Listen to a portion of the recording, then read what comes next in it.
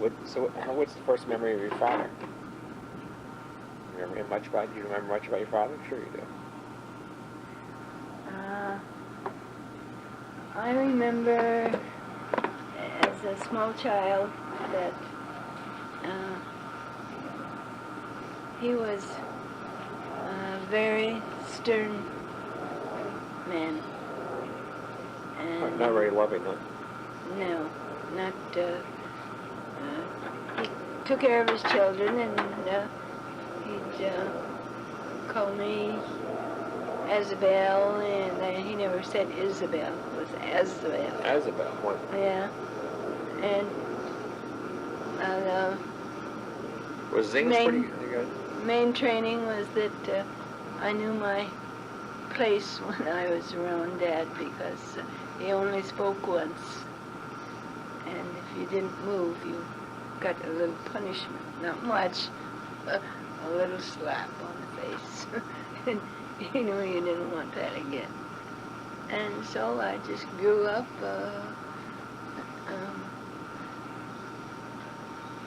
Not very close to your father. No, not close to my father.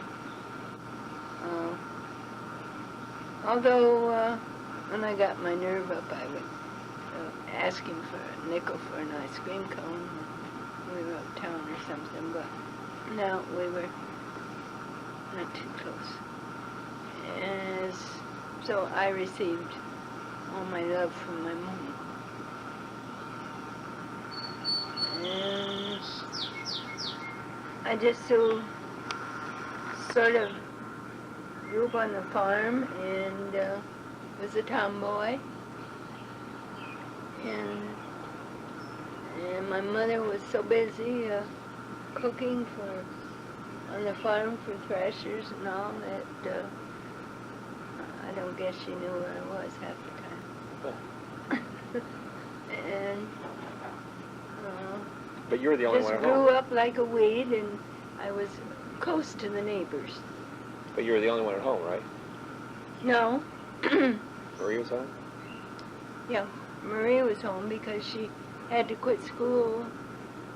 My mother was very ill with gallstone operations, and Marie was in the 10th grade, and she had to quit and stay home and help work. She never went back to school? No. And then Clara had been gone, and She married Max, huh? She was, no, she went, she had a job in the reel factory where they made fishing. Bronson Reel? Bronson Reel. And she was working there steady, and she was living at home. And then in time she moved in with Leon, because the weather got bad and she was working, in the factory. And she was a very good worker, and the bosses thought a lot of her. And Claire was a smart little gal. She was her dad's pet. She's the only one in the family that could get away with things. She had a lot of nerve. Yeah. I remember one time we used to go to dances to Indiana, and couldn't miss it. The open air pavilions. Oh, yeah. And she stole Dad's car out of the garage and drove it one night. He wasn't thrilled about that, I bet. No, he never found out. Oh. But you see, Clara was very sick with pneumonia and almost died. And Dad saved her, really. He loved his children, but he just, couldn't show it, I guess. But anyway, he did save her because she was dying, and he got phlegm out. She was choking, and she was sort of got away with things. And I remember when I was just a little kid, probably 8 years old, Mm-hmm. maybe. They used to doll me up and take him to the dances sometimes. So I kind of grew up like a tomboy. Mm. I could climb the trees and do all that sort of thing. When I got up in the morning, I was gone to the two neighbors. We sort of got into a little mischief sometimes. Like the neighbor lady who belonged to the women's clubs and all that was having the front yard all decorated up with tables and chairs and entertaining the women's club, which was a big deal back in those days. And her son was sort of retarded. He went. They sent him to a private school to help, but he was retarded. Well, if he didn't think of something, I did. So she had a great big dish of salad sitting on a porch to cool. Boy, that looked good to us. So we'd get into lots of pranks. That's fun. And then of course, I sort of was a little spoiled because I was the youngest. Yeah.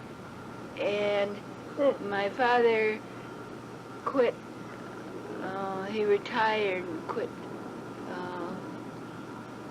farming himself and rented the farm and bought another one down the road, and we moved there when I was 10 years old.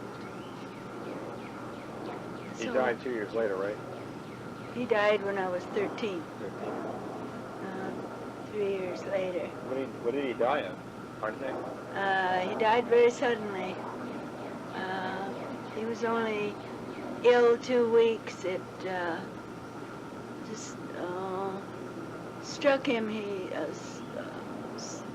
went berserk, and he chased my mom and I out. We run, I mean, because he was chasing us, and we run out in the snow, and we went over to the neighbors, and then he had.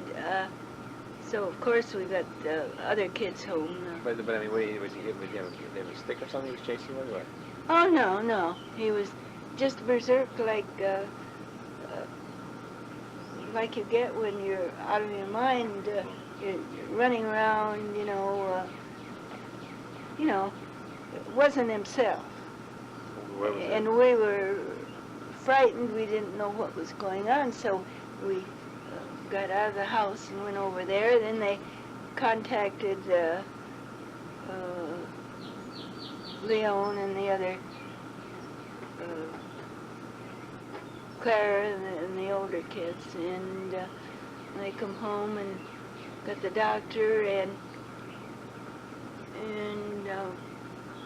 they rushed him to Ann Arbor to the hospital, and he was there 2 weeks, and during the 2 weeks he contacted pneumonia, is what he died with. Well, then they gave him postmortem, is what they used to call him, and they found that it was a tumor pressing on the brain, and it had just pressed far enough, and he so whether it was cancer, I was too young, I don't know. But tumor's cancer. Well, anyway, it was over very shortly. So then, he didn't have a will made out, because see what, he was, 56 when this happened. And course, he died 1 year before the Depression. And by the time that this goes off through the law, well then, at that time he was worth $100,000. And after the Depression hit, he made his money loaning it out on mortgages to farmers that and wherever they needed it. And so, as it turned out, we lost $50,000.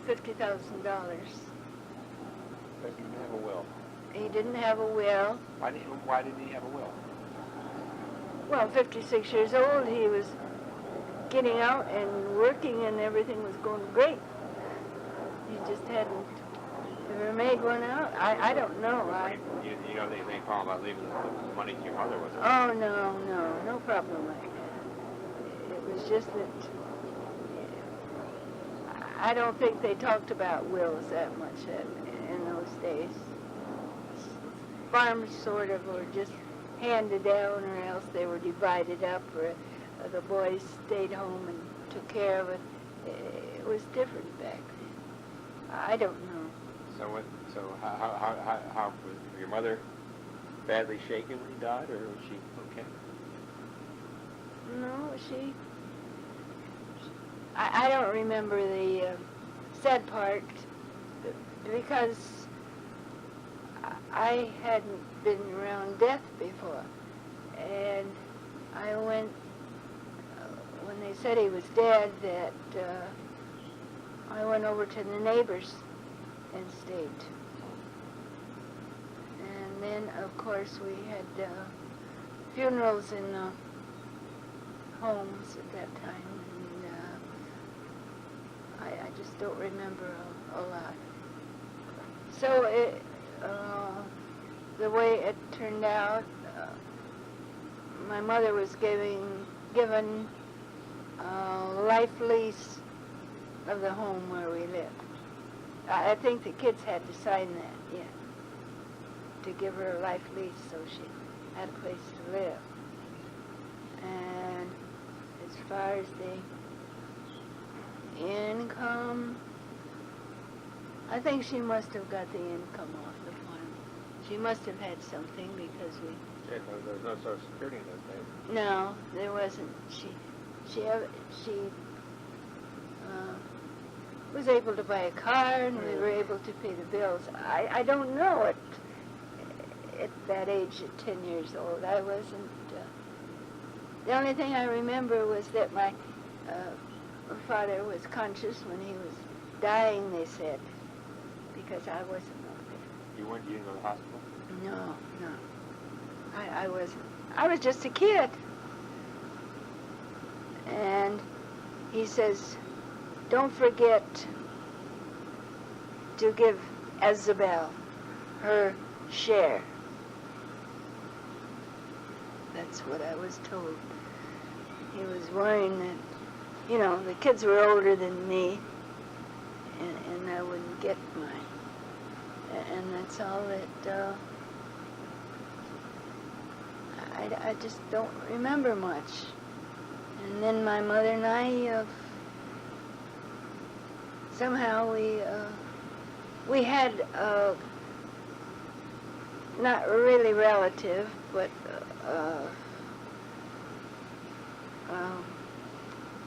close friend.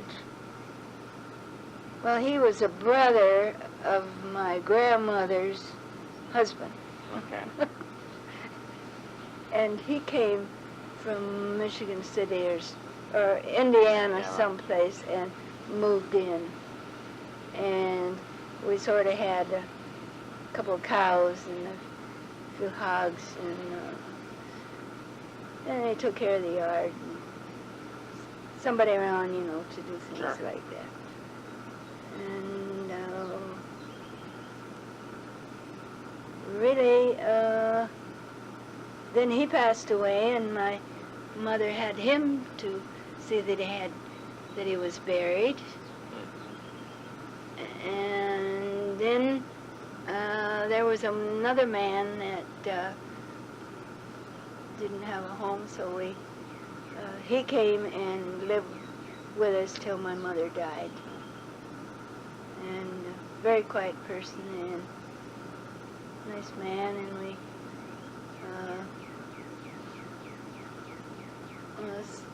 so we had someone to do the odd jobs around.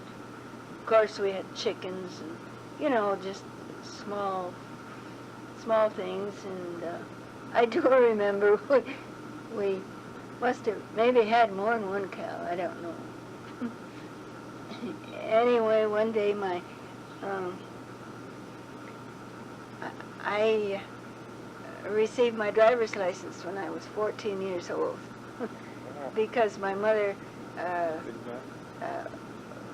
was hard of hearing, and she had never learned to read or write because she was born to a mother that had 5 children, and the father was killed, and the mother remarried, and there were 5 more born, and my mother was the oldest of the family, so with 10 children, she had to stay at home and help raise the kids, so she never learned to read or write. She had a rough time. You never went to school at all? No, had no schooling at all. How old was she when she came from Poland? Pardon? How old was your mother? She didn't come from Poland. Your mother? I thought she did. Her grandmother, her mother came, but not her. She was born in Indiana, I think. Okay. Now your father came from when he was a baby. A baby, or else he was born here. We're not quite sure. I think he was born in Potsdam, Germany. He was born on the way here. That's what I thought, but I wasn't sure. Right. Yeah. So,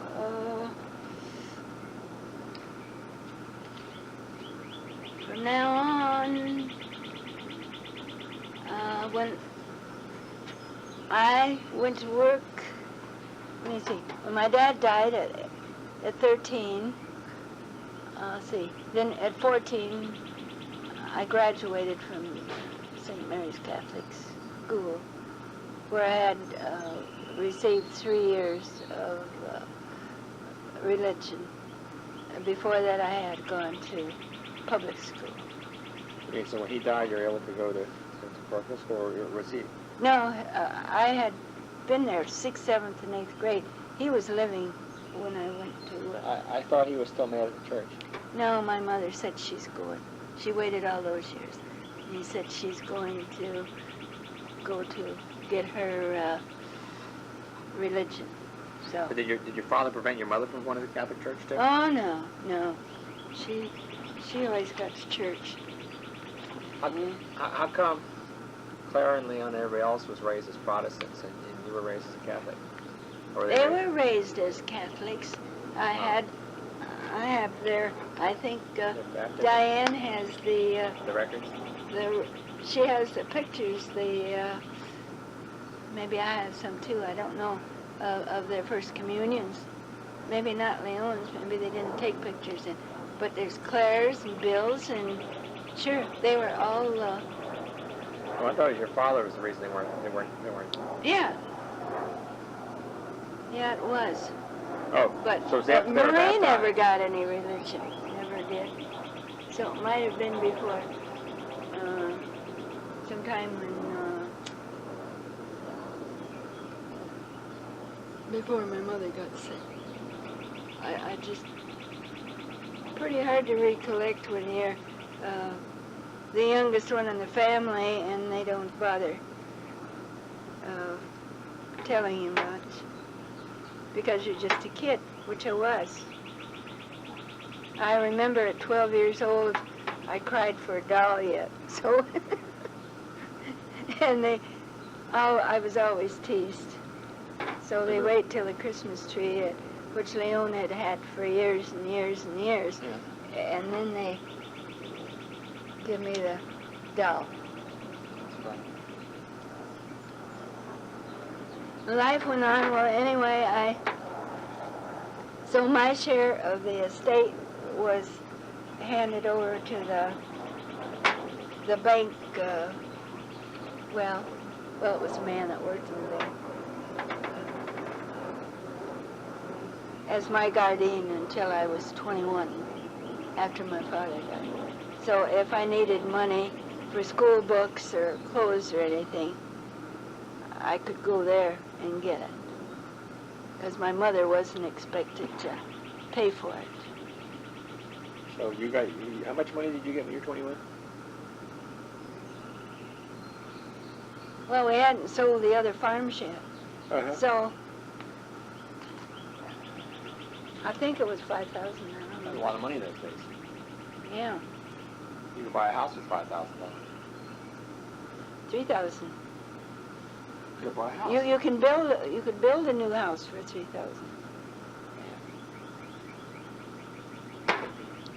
So anyway, I got a job working babysitting for some close friends at a lake resort that they owned. And I went out there when I was 13, and I received $4 a week.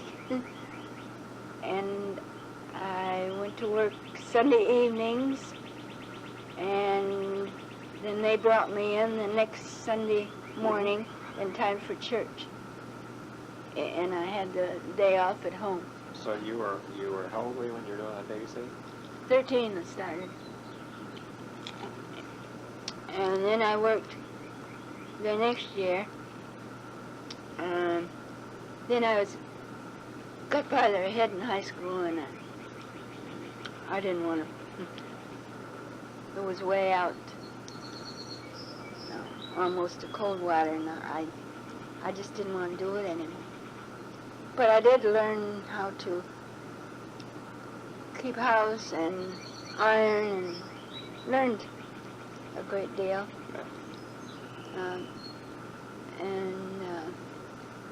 My sister Marie was home with my mother yet. She wasn't married yet, so. That's right, it wasn't just my mother and I that was there, it was Marie was still home. So she was there to take care of her. And then when she left, why, then I was the head one.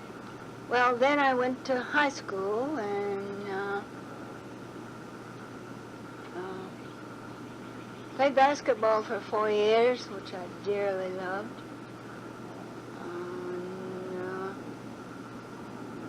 Was captain in my senior year. And then after I got out of, graduated that spring, that was after the Depression. Times were pretty tough, and 1934?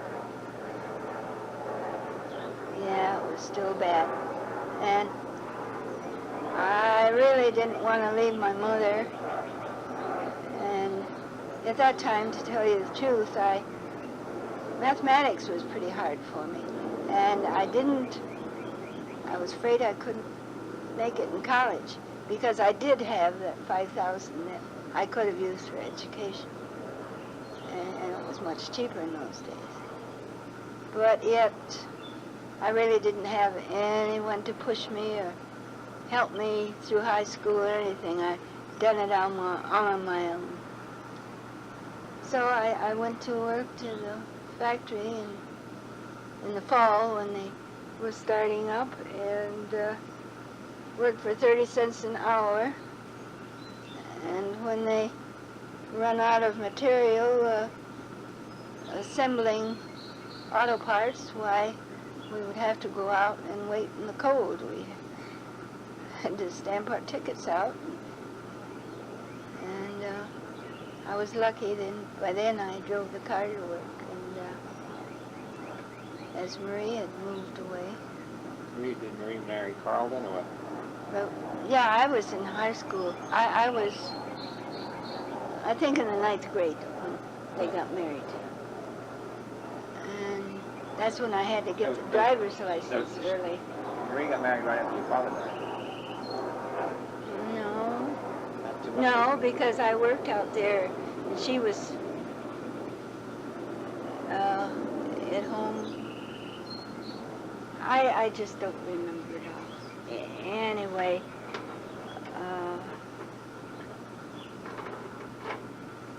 she was home half of, anyway, in my freshman year, yeah. And then she spent her money and bought a house, and I don't know, life went on, I guess that's all I can say. So, Did, I worked in the factory for 5 years, and then I decided that I wanted to be a beautician, and I went to Detroit, took a job, and then when is that where you met Francis? No, Sure I'd met him 5 years before that. Where did you meet him 5 years before that? In Bronson. He was visiting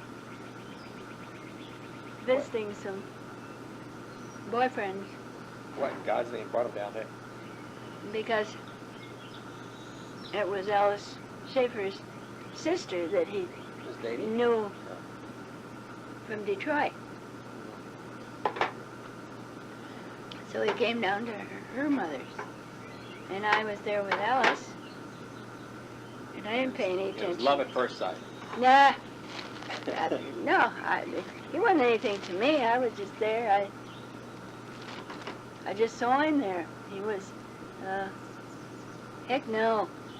So then it was a long time after that, and I met him out at a dance with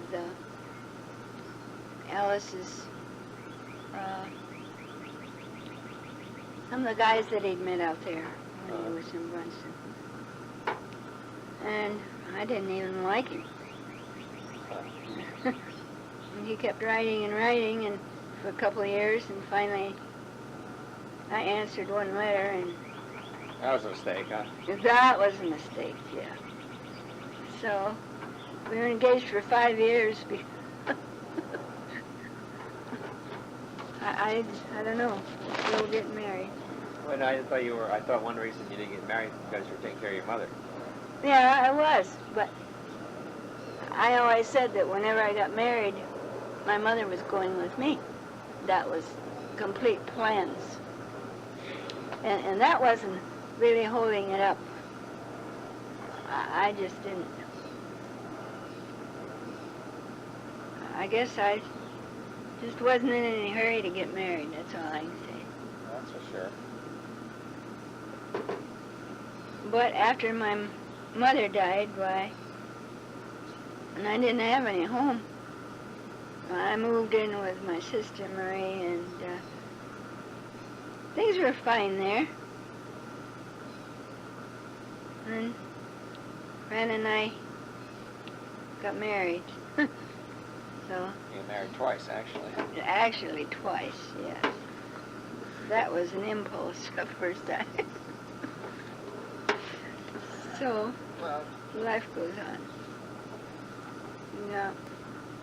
But he was a good husband. infinite patience. He just had patience. But I had an autograph book that I'd had in high school, and he found it. I found it a year or two ago and reread it. And he said, "To the sweetest little cheat." Cheat? Yep. You were going out with other guys, huh? Yeah, well, I finally looked in his picture book, and I found it the same date. Picture that he must have gone out, but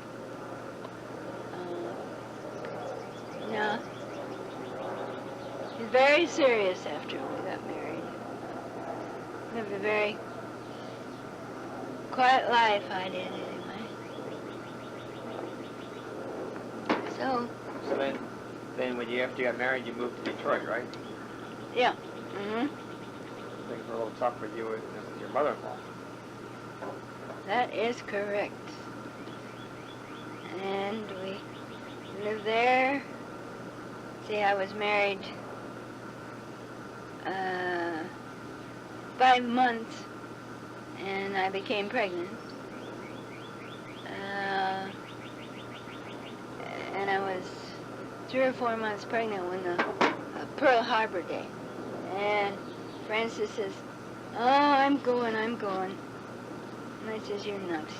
You were living in Detroit at the time, right? Yeah, he was working at U.S. River. But his mother wouldn't have anything to do with you guys, or? No, we lived across the street. No, not much. So when Diane was, he couldn't go, and he didn't have to go because he was in rubber production, and he really did have a good future ahead of him. And anyway, I had to sign the paper, and I let him fly the coop, and Diane was 11 months old, and he went into service. And after his boot training, they were going to send him overseas, and they did manage to let him, the chaplain did get him a pass for, I think he had 3 days home or something like that, or 4. And then we, of course, I was in Brunson at the time, and he had moved us down here. Why did you move from? Oh, because there was nobody for you to be with in Detroit, huh? No. They were still in the house with Grandma Beaudin then? Oh yeah, and I didn't have. It was just Grandma Beaudin mostly, but anyway, I moved back. I wanted to be with my family anyway, and then I got a job in war production, and worked there and see what for. I just can't remember the dates now. Anyway, we until the war ended. Anyway, it was 3 years we never saw him. So from 11 months till Diane was almost 4 years old. She, of course, didn't know her father. Right. And then we eventually, housing was very hard to acquire, and we stayed in Brunson for a couple months after the war ended, and then we found a place in Detroit and moved back. And he went back to work at U.S. Rubber, and of course things had changed during that time. And then he heard about a new place being built in Coldwater, which was Federal Mogul, and he put his application in there and got a job, and we moved shortly back. Just within a few months we were back, and we couldn't find a place to rent in Coldwater, Sturgis, or anywhere. And then we bought the home where we lived all our married life after that. Was that 1948? No, it was 1940. Let's see. Wait a minute. Bob was born in 1947. I was pregnant for Bob.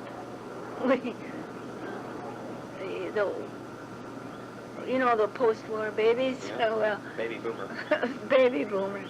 So Bob is now 48. He's born in 47. He was born in 47, and then Bill was born in 49. Bob's birthday is April and Bill's is October, right? Yeah, there's 2 years and 5 months difference. And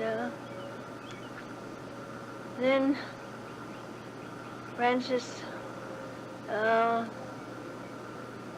was happy at his new employment in Coldwater, and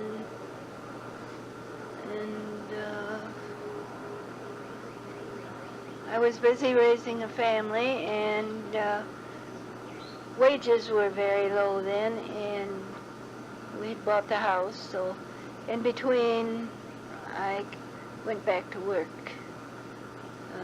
for periods of time, and then I'd just quit, or because we had a few factories, and you could usually get in one or the other. You didn't acquire any seniority or gold stars, but at least you could get in. And helped out. And Fran went on to have a political life, which he loved, and I just sort of worked took care of my children. That was to me, that was a very important job. I was quite fussy raising my babies and kids at that time, until I couldn't sit on anymore, to when I had to put ointment on them or something. I had pretty well control of them. And life went on. So I guess that's about it. Oh. Well, so you were only in Bronx 15 years when I met Diane. I went out there in '62. Well, wait a minute. She was 20 when I went out there the first time. Yeah. See, she would have been.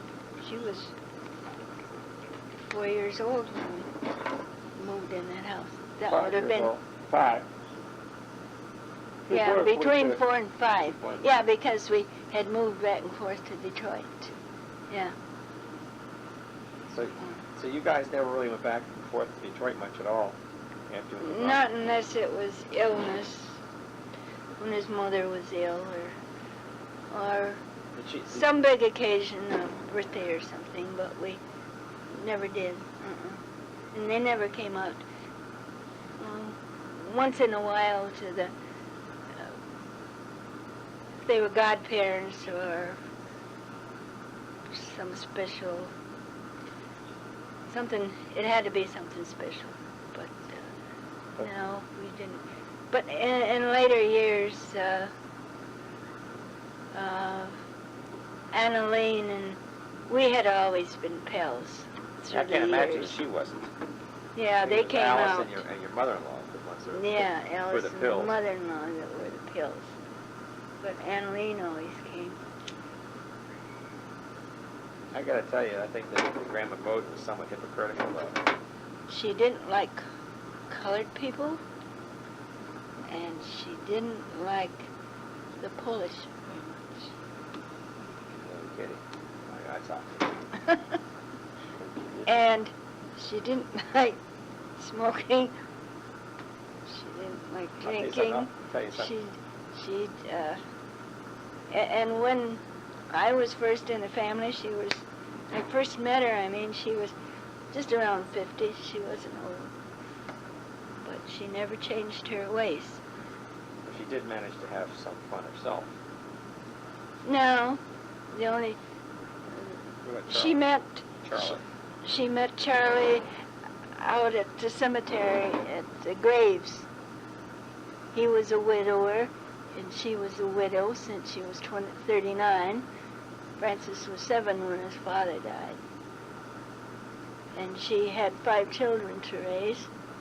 And then she met this Widower. man, watering, taking care of the grave, and they would meet out there occasionally, and then he started dropping into the house, and their main entertainment was going to funeral homes to friends. Oh. And say, we always say, where'd Grandma go? See a dead man. But I mean, I presume he was good for her. Oh, he was a very wonderful man. Very distinguished man, yes.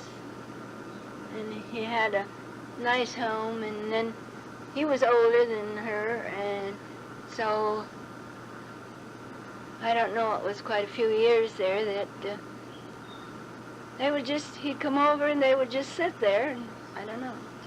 Did they ever, how come they never got married? I don't guess she ever would. Grandma Beaudin wouldn't get married, I guess. I don't know or what it was. Anyway, then when he became ill, she took him into her home and took care of him until he died. That's nice. She made a bedroom out of the dining room for him and cared for him. Oh, nice. Then she moved into his house eventually, or? Then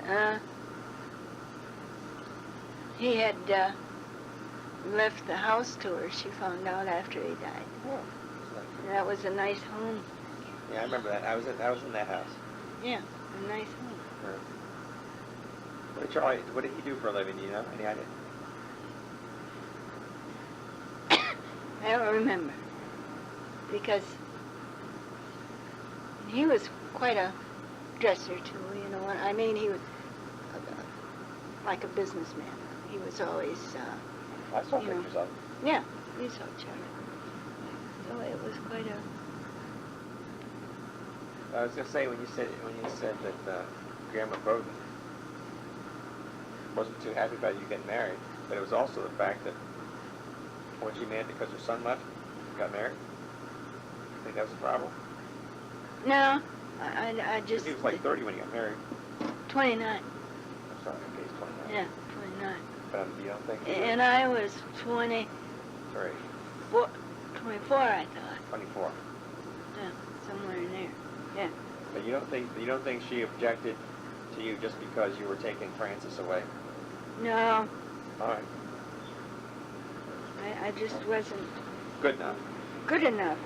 for her little boy. I guess so. I just don't know. But anyway, not until she discovered that I raised a wonderful daughter, and she was working for the Kennedys. Oh, then you looked a lot better all of a Oh, sudden. I looked real good. Oh, sure. I didn't realize that it was until way after we were married. When she came out for our wedding. Oh, sure. Sure, you were. Diane was a big shot then. That's when she was working for Kennedy's. She'd gone through college and had her way made. So she kind of maybe thought twice that she realized that there was something that I had been a good mother and taken care of my children and had a nice home and I don't know, but I sure wasn't good enough for a long time. And there are other little things that I don't care to bring up. No, that's okay. But anyway. Well, I don't know. I said before, life's too short for carrying grudges like that. To live across the street. And then when I brought Diane home from Michigan, from Brunson to Detroit, she had been watching my two sisters drove me back because I had spent 3 months out at my sister's while I was pregnant because I was afraid to have the baby in Detroit without any family. And I had a friend that had gone to beauty school with me that had gotten married, and she had bad luck and lost the baby during birth. And I said, I want to be home with my own doctor. So I went home 6 weeks before Diane was born and stayed 6 weeks after she was born. And then we felt that I could go back and, but during this time that Francis came out every weekend to be with us. Oh. So, Take the bus down or what? Or you drive? Took the bus. And we sort of decided it was that Diane was 6 weeks. You know, you're pretty, well, just like this baby. You're getting over that first, and naturally I needed some help with the baby. And The two sisters took the baby to Detroit? yes, Clara and Leon, or No, Clara and Marie. Clara and Marie took the baby to Detroit, to you three. Mm-hmm. And that's when you said Grandma Beaudin came by the house and just took a look. Came across the street. Yeah. And just walked in and looked the baby over and didn't ask to pick her up or a single thing. And didn't even hardly acknowledge my sisters. And turned on her heel, like I said, and went out the door. That was a surprise to you, huh? Yes, it was. That was the first indication that, or that wasn't the first. Was it the first indication that? No, it wasn't the first indication. That had happened after Fran and I had gotten married, and we went. You married before Justice of the Peace is what happened. Yes, that's correct. She wasn't thrilled about that. No, wasn't happy about that at all. And so of course we didn't go to church for a while, and we wanted to have the baby baptized, and they said, well, you have to be married over in the church, which we both knew, but we still asked. Why, I don't know. We done it that way, but anyway, when Francis went in to the service, and then when he came home to go overseas, we arranged a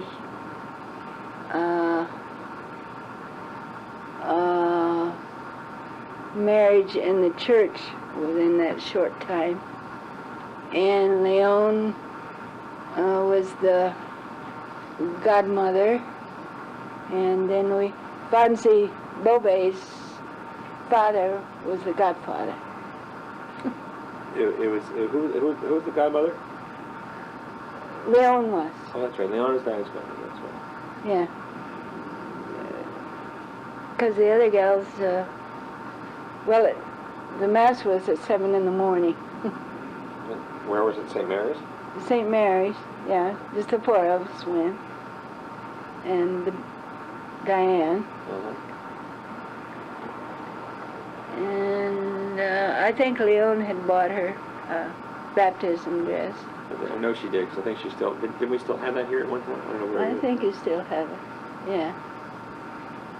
So that's, from then on, there was no one else in the world, but, well, you know, she was, and Diane always treated her so wonderful, you know.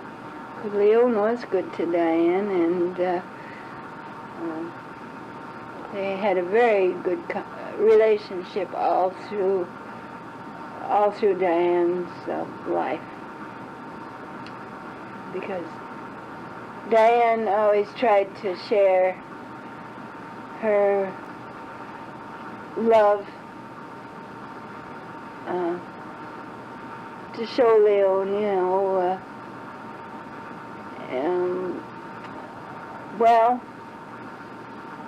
you know, she tried to keep it even keel between her mother and me. Let's put it that way. You know.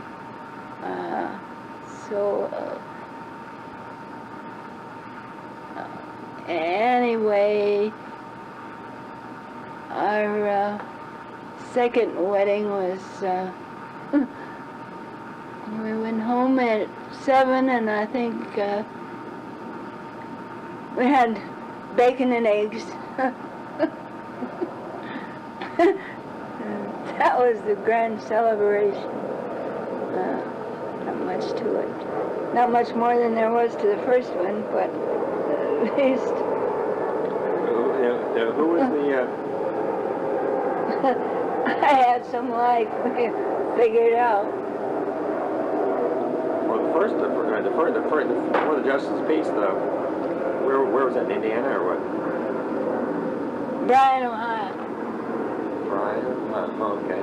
And there was no witnesses there that day, were there? No, we just hopped on a train and took off. Where'd you get the marriage license? Evidently down there. Mm-hmm. They had no waiting period? I don't think so. No. So, how long was it between the two weddings?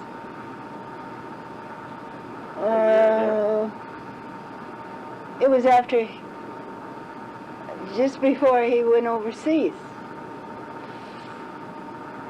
See, Diane, he went in service when Diane was 11 months old, and he went through his boot training. Yeah. And then he came home for, like I say, 5 days, I think, maybe he had.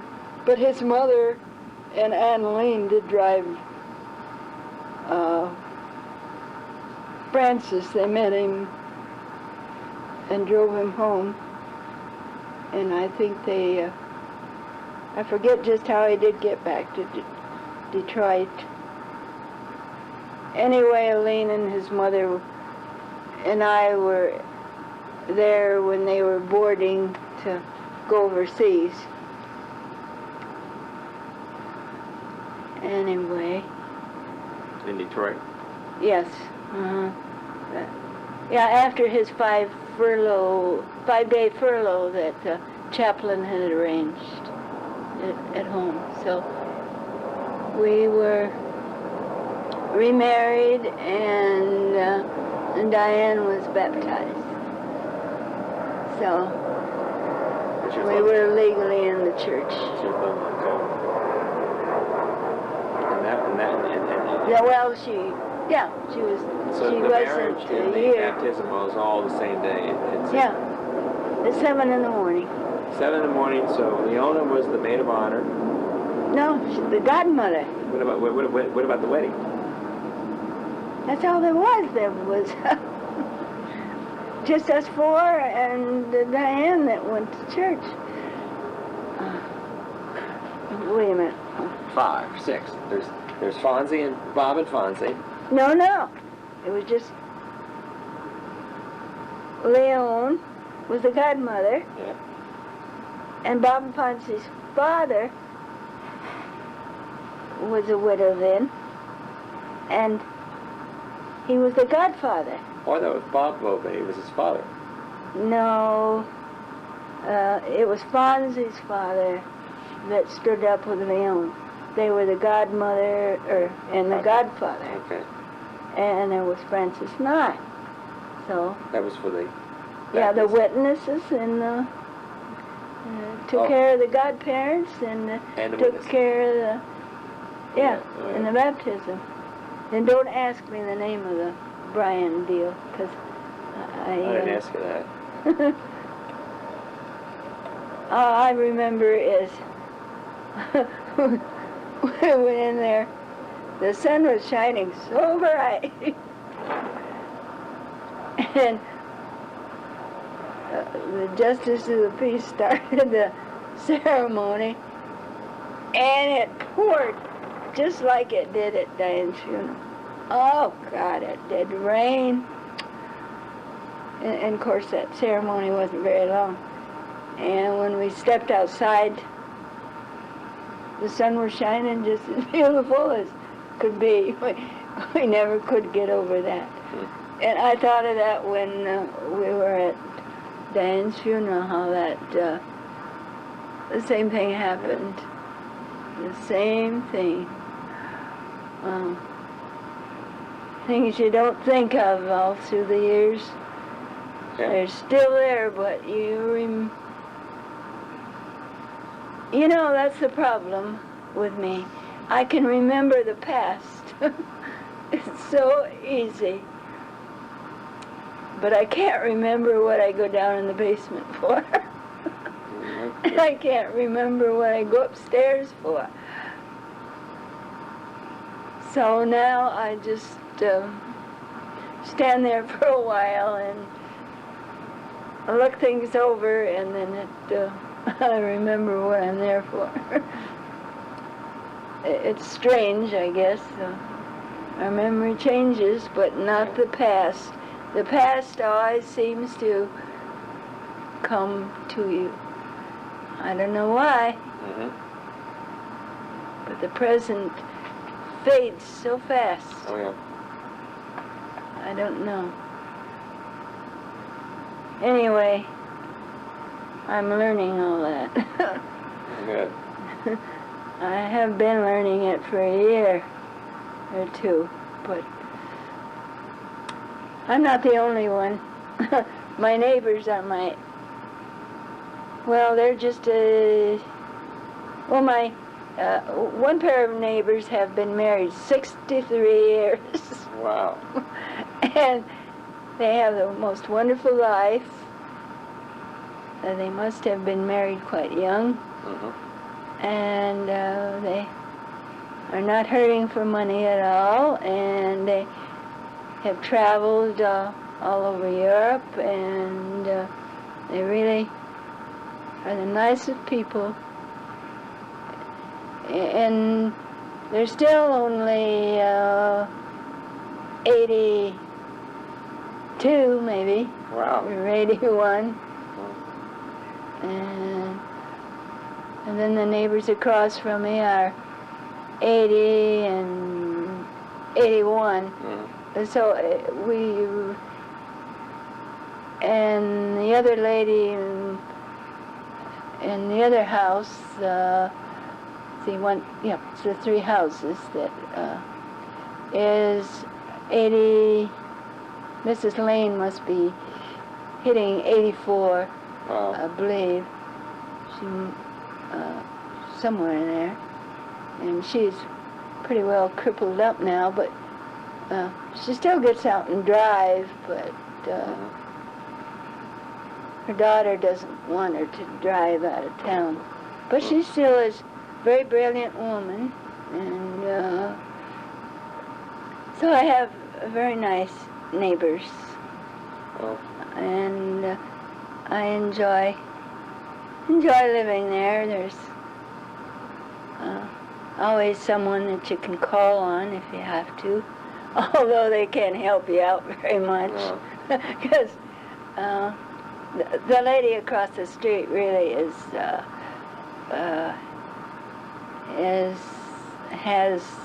Alzheimer's, but it's not. I don't think it's very bad yet. It's mild stages, but she does have a niece that comes down and helps her out in her husband doesn't let her cook anymore, so. But she can carry on a good conversation, and but stops to say every so often that she is. I don't remember, you know, or gets kind of lost. But I do enjoy my neighbors. And also I have another neighbor, Houghton's, that they're very nice people, and so I'm very lucky right now to have nice neighbors, which I try to living and abide by, being mannerly and friendly and helpful. So I am very lonely, but I feel secure in my own home, and I feel like I'm happy there. That I love my children, but I wouldn't ever want to have to live with them.